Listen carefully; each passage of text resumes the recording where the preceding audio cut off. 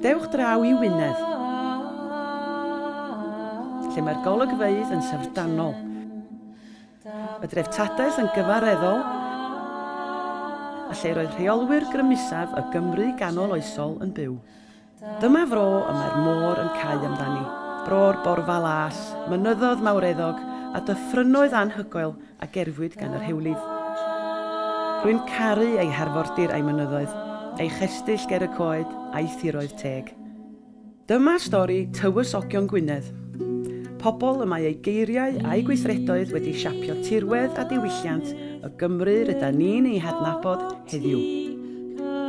Daeth Tywysogion Gwynedd I rym yn y cyfnod ansefydlog oedd yn bodoli wedi Rhufeiniaid adael Prydain. Ymhen amser, nhw oedd y cryfaf o holl Tywysogion Cymru. Roedden nhw'n rheoli'r wlad bron iawn I gyd, ac yn trechu'r Sacsoniaid a'r Normaniaid fel ei gilydd. Roedd oes y Tywysogion yn gyfnod o arloesi mawr, ac mae'n crisialu'n balchder a'n hunaniaeth ni fel cenedl. Dyma pryd heiwyd hadair Gymru rydym yn ei hadnabod heddiw. Mae adfeilion cestyll a llysod y Tywysogion, ynghyd â'r gerddoriaeth a'r farddoniaeth a ysbrydolwyd ganddyn nhw, ym mer esgyrn ein diwylliant.